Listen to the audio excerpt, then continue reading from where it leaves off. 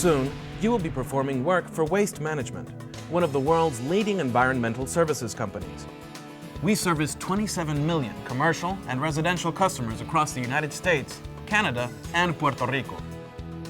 Your job is important to us, and one of our primary concerns is safety for our employees, our communities, and our customers.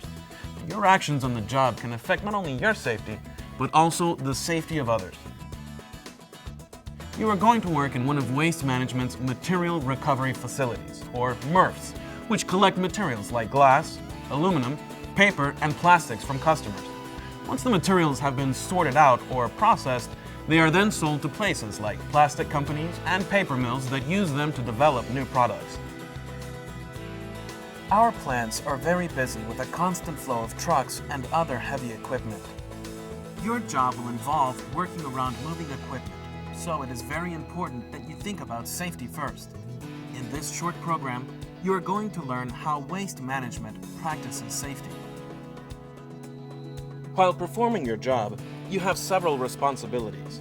First, you are expected to report for work well-rested and in good health. Supervisors will not allow anyone to work if they arrive at the site tired or under the influence of drugs or alcohol. You are expected to follow the safe working practices that are explained in this safety program and other on-site training. Finally, it is your responsibility to ask for help if you do not understand how to do a job or if you do not understand directions due to language differences. You must ask for help from a supervisor. It is their responsibility to help you get the job done safely.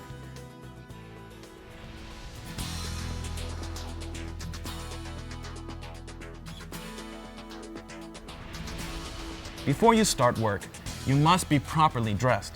Waste Management requires all of their workers to avoid wearing specific types of clothing because some clothing can get caught in the moving equipment. You cannot wear hooded or loose clothing. This type of clothing can get caught on the equipment and pull you into a harmful situation. You are also not allowed to wear any jewelry, such as chains, watches, bracelets, or necklaces, because it can get caught and pull you into a harmful situation.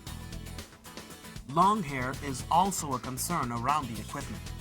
Long hair must be kept in a ponytail and placed under a hard hat. You will be working and walking around areas that have a lot of debris on the ground. Work boots provide protection from sharp objects and traction in these areas. Therefore, work boots are required. Your work boots must be at least 6 inches high and lace up the ankle. Waste Management requires all of their employees to wear specific safety equipment so that they will be protected while on the job. The supervisor will give you the proper personal protection equipment, or PPE, before you start work. Since you will be exposed to sharp objects, puncture-resistant gloves will be provided. These gloves must always be worn while working on the line. You will also be given safety glasses. These glasses help keep objects out of your eyes. If you wear prescription glasses, the safety glasses should fit right over them. Hard hats are also required while working on the sorting line to protect you from any falling objects and increase your visibility. To help others see you better, reflective vests are also required. Some other safety equipment, like earplugs, arm guards, or dust masks, might also be required depending upon your working situation. It is your supervisor's job to provide you with puncture-resistant gloves, safety glasses, a hard hat, a reflective vest, and any other safety equipment that is required for the job. Stretching is one of the best things a worker can do to avoid muscle injuries. Before starting work, take a few minutes and warm up your muscles by doing some stretching exercises. Some helpful guidelines for stretching are: stretch slowly and hold for 10 to 30 seconds.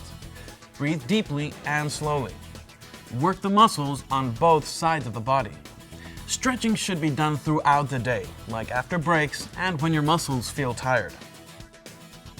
A safety briefing is a statement or discussion about a job you will soon perform, like removing a heavy object from the conveyor.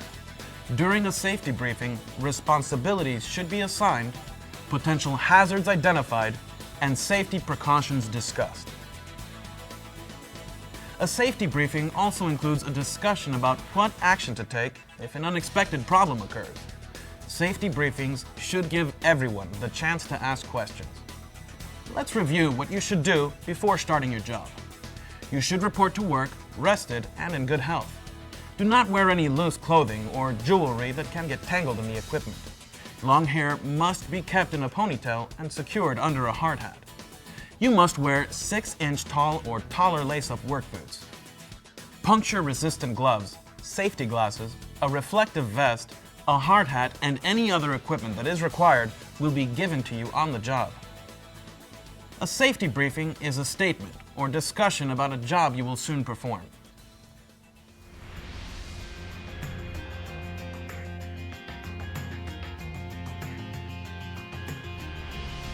Because a MRF processes so many different materials, it can get cluttered. A cluttered workplace can cause slip, trip, and fall hazards. It can also create a fire hazard. Every employee is responsible for keeping our workplace clean and free of clutter.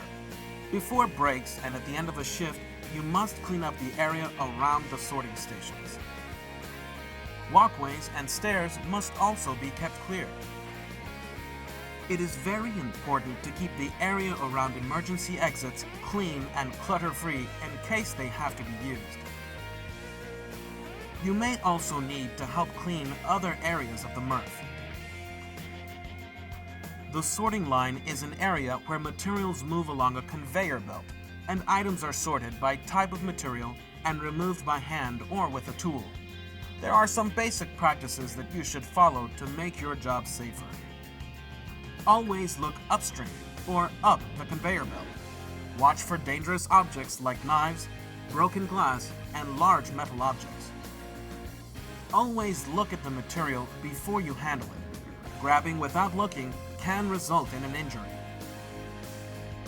Keep your heels on the floor. Be sure not to overreach to pick something up. Instead of overreaching, ask another sorter to get the item for you, or stop the belt. Use only company-provided platforms or cushions. Never build a platform by stacking material. This could result in a bad fall. Some materials are potentially hazardous and you cannot handle them. Items like chemical containers and batteries are considered special waste. Your supervisor should tell you what types of items are considered special waste at your MRF. If you see special waste, you should stop the belt by pressing the emergency stop button or pull the emergency stop cord and tell a supervisor. Medical waste can also be hazardous. Medical waste is packaged in a red bag and looks like this. If you see medical waste, you should stop the belt and tell a supervisor. Sharps, or needles, must also be avoided. If you see sharp objects or needles, stop the belt and tell a supervisor. Sharps and medical waste can contain blood-borne pathogens, which are germs that can infect a person and cause a disease.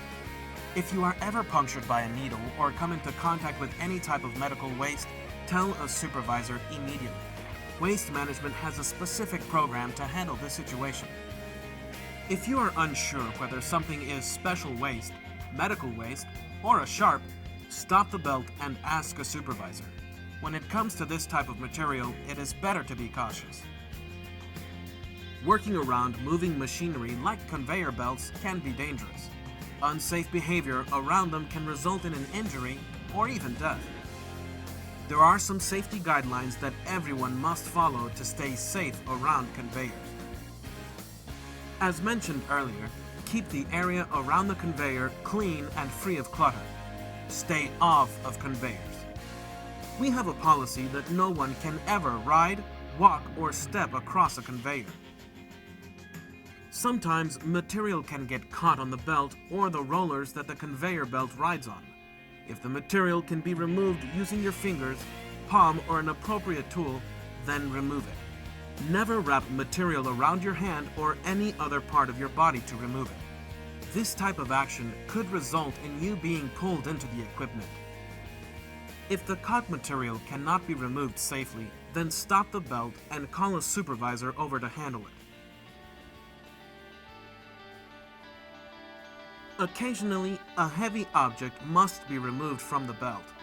If the item is too heavy or hard to reach, stop the belt and then get some help to pull the object off the belt. Remember, have a safety briefing before doing this and never climb on the conveyor belt. Pay attention that no one else gets hurt while you are removing some object off the belt. This job requires you to use your hands around moving equipment and moving materials. Typical hand injuries are usually cuts and getting your hand caught between two things, often called pinch points. Hand safety is a top priority for sorters. To avoid hand injuries, always wear the appropriate gloves for the job being performed. If your gloves show any sign of wear like tears or holes, check with a supervisor. Equipment guards cover the moving parts of machinery. Never reach into equipment guards or put your hand into the operating parts of the equipment. You should never place your hands between bins and pieces of equipment where they can get caught. Most MRFs have many stairways. To avoid falling while using them, always use 3 points of contact. This means that 2 feet and 1 hand, or 2 hands and 1 foot, must always be in contact with a hand railing or step while climbing. MRFs can become very hot in the summer months. High temperatures and humidity can stress a person's body. To avoid heat stress, wear lightweight fabrics, get enough sleep, and avoid dehydration. Dehydration is when your body loses too much water. This interferes with your body's ability to function. To avoid becoming dehydrated, drink plenty of liquids like water or sports drinks. Drinks containing caffeine, like coffee or soda, are not good for you because they actually make you lose water. For every 18 ounces of a caffeinated beverage a person drinks, they lose 8 ounces of water. So it is better to drink water and sports drinks. Cold stress can also affect a sorter in the northern climates. To prevent cold stress, layer your clothing and remove the layers as your muscles warm up. Always wear your safety vest over the top layer.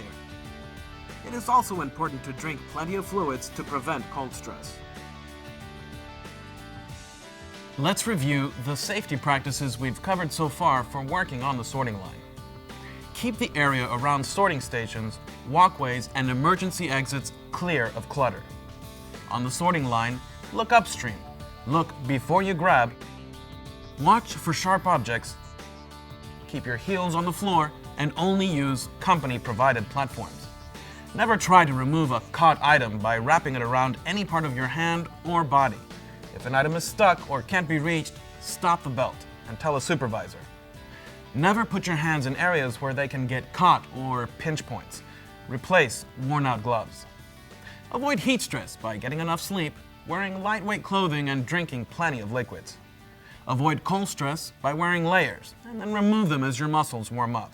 Also, drink plenty of liquids.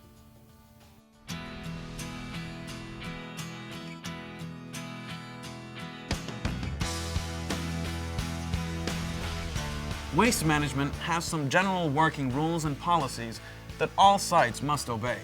These rules have been made to keep all employees safe. You're required to follow these rules or policies at a MRF. Every facility must have an emergency action plan that describes what should be done if an emergency occurs. Before starting on the job, a supervisor will go over this plan with you. A very important safety policy that everyone needs to know about is the lockout-tagout of equipment. Lockout-tagout is a method of showing that all energy sources are disconnected from a piece of equipment. Only employees that are trained and authorized can perform lockout-tagout. All equipment must be locked out, tagged out while it is being fixed or maintained. Never remove a lock or tag on a piece of equipment unless it is your lock. Sometimes equipment guards must be removed during the lockout-tagout process. If you notice that a guard was not put back in place, tell a supervisor immediately. Always stand away from guards when the equipment starts up. Every employee can potentially be exposed to chemicals on site. Everyone has the right to know what the chemicals are, what they can do, and what PPE must be worn when working with them. Every chemical product used in the plant comes with a Material Safety Data Sheet, or MSDS, that provides all this information. The Hazard Communication Program, or Workplace Hazardous Materials Information System, as it is known in Canada, contains information to help you understand these chemicals better. Every employee has access to this information. Never use a chemical without understanding how it can affect you. Let's take a minute and talk about some of the high-risk areas in a MRF. Loading docks are where trucks are loaded with processed materials. These areas are very busy with forklift traffic, and you must be careful if you must be near a loading dock.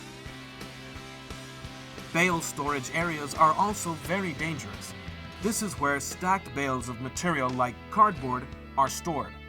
The danger in this area is the possibility of bales falling over and landing on a person. The maintenance area is where mechanics service equipment and vehicles. This area has a lot of tools and equipment and tripping hazards, so it should be avoided. One of the most high-risk areas is located where trucks deposit materials at a MRF. This area is called the tipping floor. As you can see, these areas are very busy with trucks and equipment. Only trained and authorized employees can enter these areas. Everyone else must stay out of these areas. Every facility has a traffic control plan or tipping floor policy that explains the basic rules for working in and around these areas.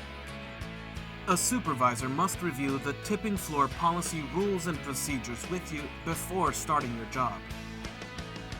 As you can imagine, the potential for fire is very high at a MRF. Smoking is strictly prohibited in the facility. Smoking is allowed outside, but only in designated or special areas. Ask a supervisor where these areas are located at your facility. Warning signs and labels are posted for a reason. Read and obey all the facility's signs and labels. If you do not understand a sign or label, ask a supervisor. Never remove or write on a sign or label. Each facility has safety devices like machine guards, lockout tagout devices, and emergency stop buttons. Safety devices protect everyone and must never be removed or disabled. Our facilities have areas that are considered confined spaces. These spaces are large enough to enter, have limited ways to enter and exit, and are not meant for people to be in continually. For example, storage tanks, conveyor pits, and manholes would be considered permit-required confined spaces. Only waste management employees that are trained and authorized can enter a confined space. Since a MRF has a lot of machinery, you are going to be exposed to a lot of electrical equipment. If you do not know what you are doing around electricity, it can be very dangerous. Here are a few guidelines to follow around electrical equipment. If you have to pull out an electrical cord, always pull it out using the plug. Don't yank it out by the cord. Never use a 3-prong plug with a missing ground pin or use a 2-prong adapter. Never open electrical panels. Only trained and authorized employees can do this. It is your responsibility to tell a supervisor if you see broken or damaged electrical cords, broken outlets, or wires that are lying in water. Let's review the general facility rules and policies that we have discussed. Review your site's emergency action plan with a supervisor.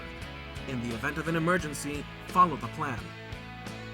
Never remove a lock or tag from a piece of equipment that has been locked out unless it is your lock.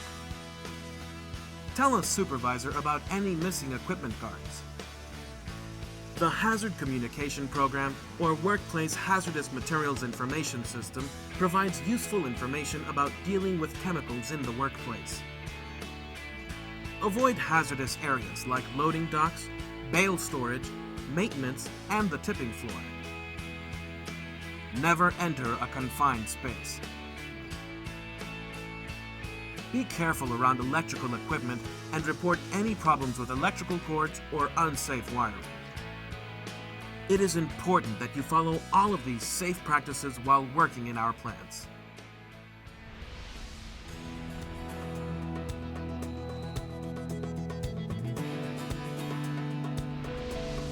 Sometimes, no matter how safe we are, an incident can occur. An incident would be any type of injury or equipment damage. You must report all incidents to a supervisor immediately. You may also experience a near miss while working.